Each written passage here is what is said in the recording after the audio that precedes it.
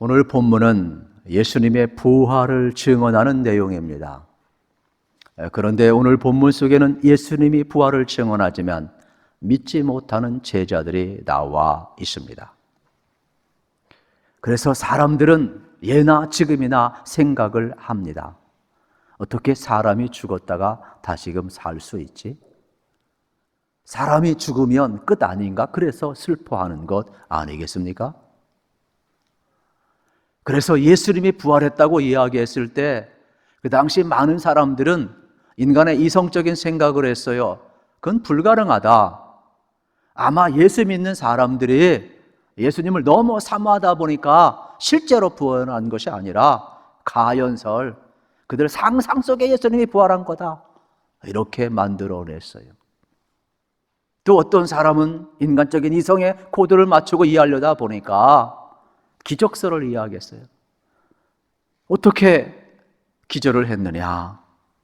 예수님이 죽은 것이 아니라 기절했다가 3일 만에 깨어난 것이다. 또 어떤 사람은 도난설을 이야기했어요. 예수님을 사랑하는 제자들이 예수님의 시체를 훔쳐다가 숨겼을 것이다. 예나 지금이나 인간의 이성은 죽었다가 사람이 다시금 살아나는 걸 받아들이기 어려워요. 경험적으로 내가 못하고 있으니까. 우리가 경험하는 것은 전부 죽음만 경험하고 있는 거예요. 오늘 우리가 부활절을 맞이해서 지금 예배를 하고 있는데 저도 그렇고 여러분도 그렇고, 여러분 부활을 믿을 수 있다면 그것은 하나님의 사건이고 은혜의 사건인 줄로 믿습니다. 그래서 우리에게 주신 믿음은 하나님이 주신 선물이라고 이야기를 하는 겁니다. 저도 그렇고 여러분도 그렇고 얼마나 귀한 선물을 지금 받았는지 모릅니다.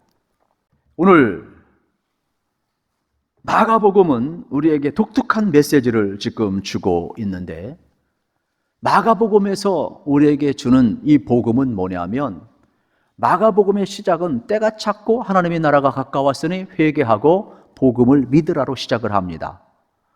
그러면서 마가복음은 마무리를 어떻게 하느냐? 하나님의 나라가 왔으니까 믿지 않는 사람 회개하고 하나님의 나라를 믿고 또 하나님 나라에 대해서 전하라고 마무리를 하고 있는 겁니다. 그러니까 마가복음은 처음부터 끝까지 복음을 이야기하고 있어요. 그러면 이 복음 가운데 오늘 우리가 마무리, 이 부활에 대해서 이야기를 하는데 두 가지를 기억을 해야 합니다. 마가복음을 대할 때는 첫째는 우리 인간의 이성적으로는 부활이 믿어지지 않지만 성경은 부활이 있다라고 역사적인 사건을 명확하게 전하고 있다는 겁니다. 또 하나는 예수의 부활을 믿고 사는 사람들에게는 부활의 권능이 나타난다라고 명확하게 성경은 이야기하고 있는 것입니다. 그래서 오늘 본문을 통하여서 우리가 다시 한번 이 부활의 복음을 대하게 되는 것이죠. 그런데 오늘 본문은 약간 독특한 특징이 하나 있습니다. 그것은 뭐냐? 예수님이 부활하셨고 또 부활을 목격한 사람들이 전했는데 제자들이 믿지 않았다는 내용을 기록을 하고 있습니다. 만약에 여러분 가짜를 진짜로 꾸미려고 하면 왜 굳이 예수님을 3년 이상 따랐던 제자들 믿었다고 기록을 해야지 안 믿었던 것을 왜 기록합니까? 그리고 또 오늘 본문에 보게 되면은 7 귀신 들렸던 막달라 마리아, 정신줄로 왔던 이 여인이 여러분 어떻게 됩니까? 다시금 온전한 정신을 차렸고 이러한 과거를 가진 스펙을 가진 여인인데 부활하신 예수님이 가장 연약한 여인에게 나타났습니다. 원래 증인은 그 당시 아이들하고 여성은 증인수가 안 됩니다. 남성들만 2사람 이상 있어야만이 증인수가 법정으로 채택이 되는 겁니다. 굳이 여러분 없는 것을 있는 것처럼 꾸미려고 하면 이렇게 신빙성도 없는 가장 나약한 여인에게 여러분 부활을 보여줄 필요도 없고 부활의 증인들이라고 할 필요도 없어요. 얼마든지 펜대 굴리면은 여러분 증인서 정당한 사람 쓸 수가 있어요. 그래서 오늘 성경은 오히려 역설적으로 제자임에도 불구하고 믿지 않은 사건을 꾸미지 않고 그대로 기록해 놓고 있고, 막달라 마리아 7기시 들었던 이 여인도 온전해졌을 때 여러분 부활하신 주님이 나타나서 가장 연약한 여인에게도 예수님의 생명, 부활을 보여주셨단 말이에요. 목격자가 되게 하셨단 말이에요. 이건 머리임이 아니라 여러분 반대로 이야기하면 부활이 사실임을 우리에게 전해주고 있습니다. 그런데 이 부활을 목격한 마리아가 여러분 제자들에게 가서 복음을 전합니다. 그런데 제자들은 믿지 아니하였더라는 말을 계속해서 반복을 하고 있습니다. 11절에 보십시오. 그들은 예수께서 살아났다는 것과 마리아에게 보셨다는 것을 듣고도 믿지 아니하니라 말씀하고 있어요. 그리고 이 사건뿐만 아니라 12절 13절에 보면은 그 후에 그들 중 2사람이 걸어서 시골로 갈 때에 예수께서 다른 모양으로 그들에게 나타나시니 2사람이 가서 남은 제자들에게 알려주되 역시 믿지 아니하니라. 엠마오로 향한 2 제자가 찾아온 주님 만나고 가슴이 뜨거워지고 화들짝 놀래서 우리에게 말씀하시던 분이 주님 아니더냐 놀래가지고 다시금 예루살렘을 향하여 가고 제자들 앞에 가서 부활하신 주님을 증언했습니다. 그런데 성경은 어떻게 하냐? 제자들이 믿지 아니하였더라고 증언을 하고 있습니다. 여기 나오는 이 막달라 마리아 이야기는 단순하게 나오지만은 요한복음 20장에는 길게 나오고 있습니다. 또 엠마오로 향한 이 2 제자 이야기도 여러분 본문에는 2절로만 나오지만은 누가복음 24장에는 13절부터 35절까지 길게 나와 있음을 볼 수가 있습니다. 그러면은 이렇게 예수님께서 가장 연약했던 여인 막달라 마리아에게도 나타나셨고 또 절망에 빠지고 슬픔에 빠지고 믿지 못했던 이러한 연약한 2 제자에게 나타나셔서 부활의 모습을 보여주셨어요. 그런데 이들은 제자들에게 가서 전했고 사람들에게 전했지만은 믿지 않은 이 사건을 그대로 성경은 기록을 해놓고 있음을 보게 되는 것입니다.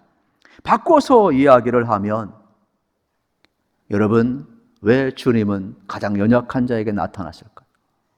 그리고 우리 주님은 믿지 않는 제자들, 배반한 제자들, 예수님이 십자가를 질 때 부인하고 떠나갔던 제자들, 또 부활에 목격된 자들이 전에도 믿지 못하는 연약한 자들 버리지 아니하시고 십자가를 지시기 전에도 자기 사람들을 사랑하시되 끝까지 사랑하셨던 주님은 부활하신 이후에도 자기 제자들, 자기 사람들을 찾아오셔서 회복시켜주는 장면을 우리는 이제 보게 되는 것입니다. 오늘 우리의 삶의 자리가 여러분 인간의 생각, 경험, 지식으로 부활을 믿을 수 없기에 우리 주님께서 직접 찾아오셔서 그들을 만나주시고 회복시켜주고 있는 장면을 보게 되는 겁니다. 그런데 성경은 11 제자들이 믿지 못한 이유에 대해서 그들의 마음이 굳어졌고 완악했기 때문이라고 이야기를 하는 것입니다.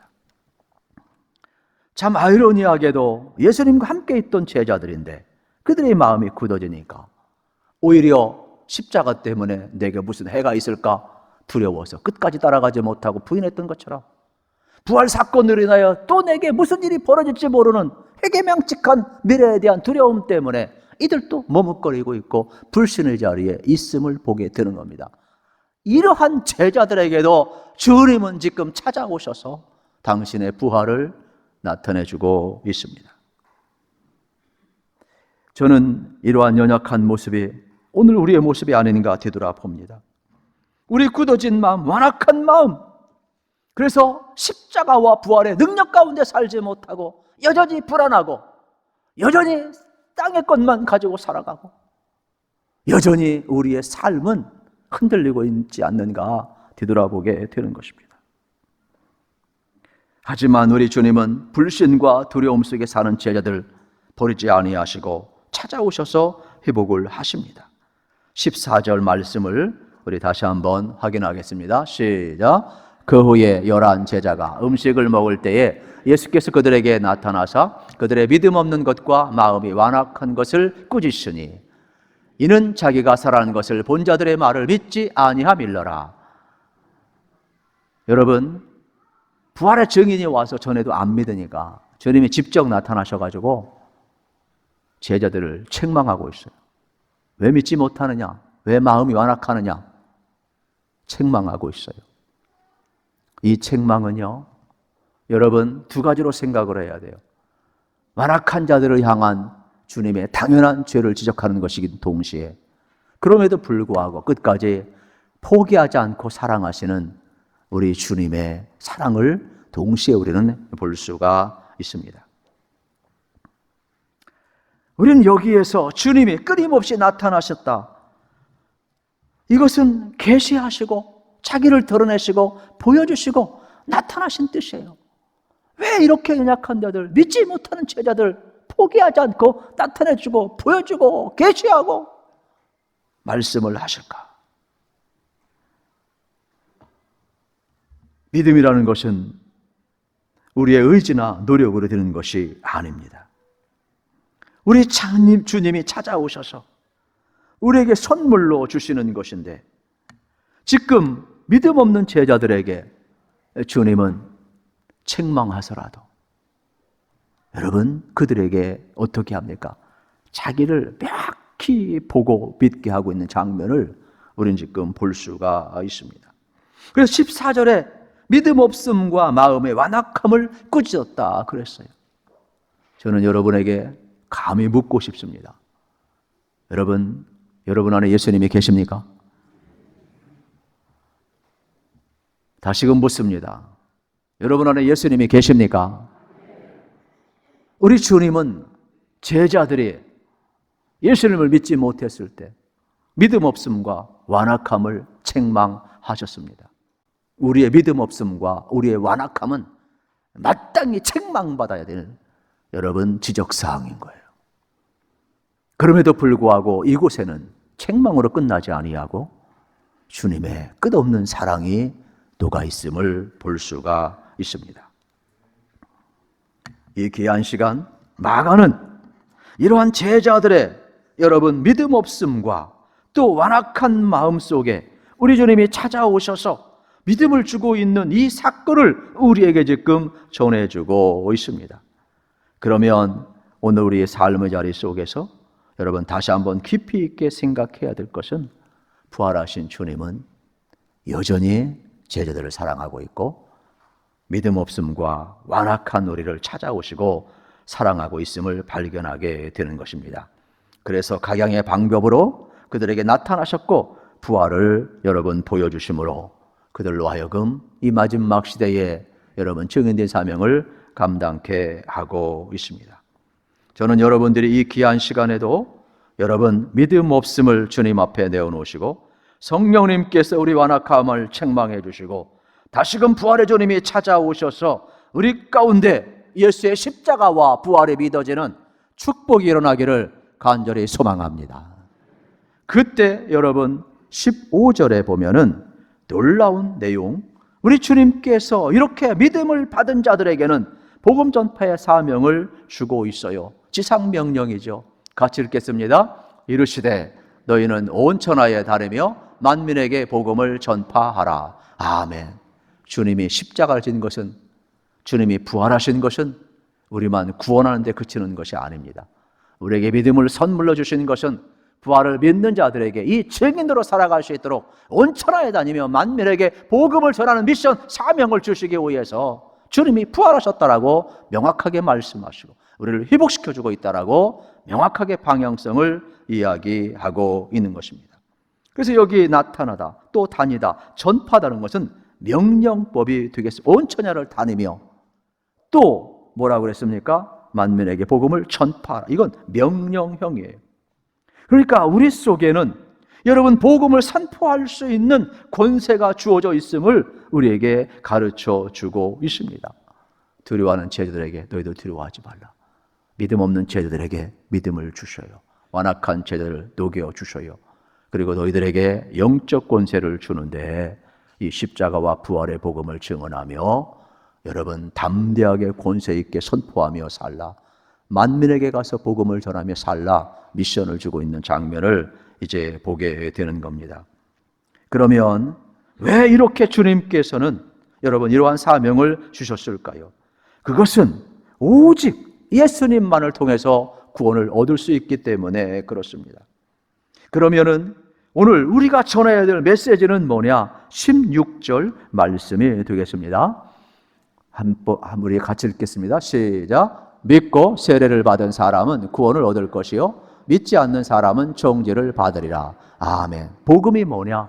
예수님 믿고 세례 받아야 구원 받는다라는 거예요. 그러므로 우리가 전할 복음은 예수의 십자가요, 예수의 부활이요, 믿고 세례 받을 때, 회개하고 예수님 영접할 때, 그때 구원의 역사가 일어나고 주님과 연합되어 살 수 있다라고 명확하게 이야기를 합니다. 만약에 믿지 않는 자는 뭐라고 그랬어요? 정죄를 받으리라 그랬어요. 여러분, 하나님이 심판하는 게 아닙니다. 믿지 않고 그의 죄가 여러분 그를 심판하고 있는 거예요. 그러니까 믿지 않는 것보다 여러분 가장 불행한 게 어디 있습니까? 몰라서 그렇지. 죄가 나를 지옥 가게 만들고, 죄가 나를 파멸로 만들고, 죄가 하나님에게서 멀어지게 만들고 있는데 그 죄가 나를 정죄하고 있어요. 그 죄가 나를 심판하고 있어요. 그러므로 복음을 전해서 믿고 뭐라고 그랬어요? 회개하고 세례받아서 구원받으라고 복음은 명확하게 이야기를 하고 있는 것입니다. 그러므로 오늘 우리가 이 복음을 전할 때 여러분 우리의 삶의 자리에는 놀라운 구원의 역사가 나타남을 꼭 믿으시기를 우리 주님의 이름으로 축복합니다. 그러면 참 신기한 일이 벌어져요. 그 17절, 18절에 보세요. 믿는 자들에게는 이런 표적이 따르리니 곧 그들이 내 이름으로 귀신을 쫓아내며 새 방언을 말하며 뱀을 집어 올리며 무슨 독을 마실지라도 해를 받지 아니하며 병든 사람에게서는 언제적 나으리라 하시더라. 여러분, 복음을 믿으면 저도 그렇고 여러분도 그렇고 표적이 따릅니다. 우리가 예수님을 믿으면 우리 속에 악한 영은 떠나갈 줄로 믿습니다. 예수의 이름으로 귀신이 물러갈 줄로 믿습니다. 여러분, 예수님은 생명이고 예수님은 능력이기 때문에 이 십자가와 부활은 복음이기 때문에 이 복음은 우리를 온전케 합니다. 하나님의 사람으로 우리를 세워줍니다. 새 방언을 한다고 이야기를 합니다. 귀신도 떠나간다고 이야기합니다. 질병도 고침받는다고 이야기합니다. 심지어는요, 물론 여기 나오는 이 내용을 잘 해석을 해야 됩니다만은 여러분, 해로운 것을 먹는다 할지라도, 독을 먹는다 할지라도 해받음을 당하지 않는다. 어느 때요? 예수님이 계실 때.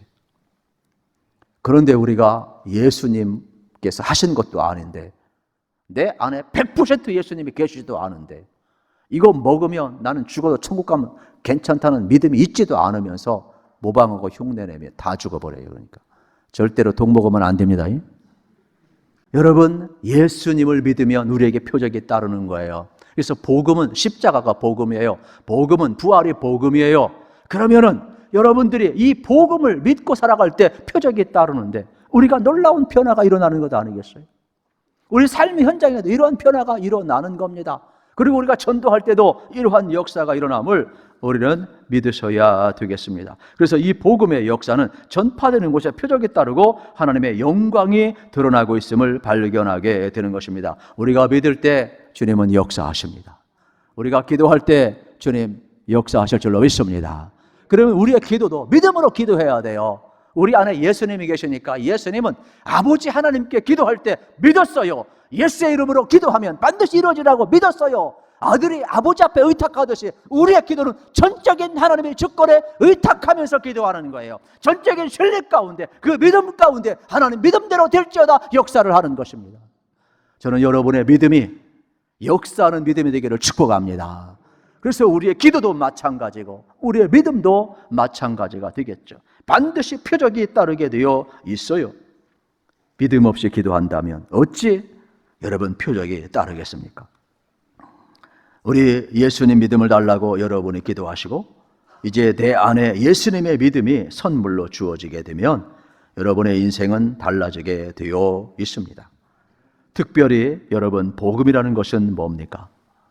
오늘 주신 말씀 그대로 여러분, 예수님이 복음이고 예수님의 십자가에서 하나님의 사랑이 나타나고 우리의 모든 죄를 다 사해 주셨어요. 이게 복음인 줄로 믿습니다. 그러므로 여러분, 십자가는 능력인 거예요. 예수님 부활하셔서 여러분 구속사를 완성하시고 우리에게 영원한 생명을 주셨어요. 그래서 예수님은 우리의 큰 대제사장이 되어주셔서 우리의 모든 죄를 다 사했고, 반복적인 제사가 아니라 예수님의 십자가에서 모든 죄를 다 사했고 다 이루었노라. 그래서 예수님이 부활하실 때 사망 권세가 물러가고 마귀의 권세가 물러가고 이제는 우리는 하나님의 백성이요 죄에서 자유한 자요 우리가 구원받은 것이 얼마나 기쁜가를 우리에게 가르쳐 주는 겁니다. 그래서 부활의 사건은 죄에서 벗어난 사건이요, 내가 구원받은 사건이요, 내가 자유한 사건이요, 가장 행복한 거예요. 할렐루야. 그래서 우리의 삶은요, 이 부활은 너무너무 여러분 감격스러운 사건인 거예요. 제자들이, 믿음 없는 자, 완악한 자들이 여러분 믿고 전하고 있어요. 이게 복음인 거예요. 그러니까 우리가 믿음 없어도 하나님은 믿음을 선물로 주셔요.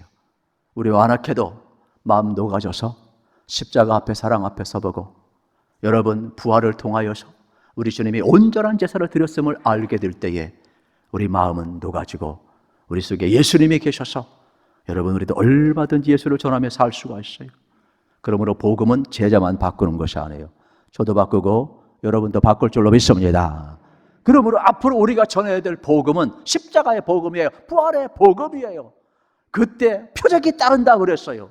저는 여러분들을 통하여서 오늘 구원의 역사가 반드시 일어날 줄로 믿습니다. 그리고 마지막 19절 20절에 보면은 이제 예수님이 주 예수께서 말씀을 마치신 후에 하늘로 올려지사 하나님 우편에 앉으시니라. 제자들이 나가 두루 전파할세 주께서 함께 역사하사 그 다른 표적으로 말씀을 확실히 증언하시니라. 주님은 승천하셨어요. 하나님 보좌 우편에 앉아 계셔요. 그러나 제자들과 함께 하시고 성령님과 함께 하시고 여러분 제자들은 어떻게 부활을 증언할 때 말씀이 표적이 되어서 제자들 속에 구원의 역사가 일어났어요. 그리고 많은 사람들이 십자가 부활을 믿게 되었어요. 오늘 우리도 믿어야 돼요. 여러분 보이지 않는 하나님은 오늘도 영으로 함께 하시고 말씀으로 함께 함을 믿으시기를 축복합니다. 그래서 우리는 성경 말씀이면, 하나님 말씀이면 충분한 겁니다. 예수 한 번이면 충분한 겁니다. 이 십자가와 부활은 능력입니다. 나를 살리고 너를 살리고 믿음이 없는 사람도 살리는 거예요. 완악한 사람도 살리는 거예요. 그래서 복음인 거예요.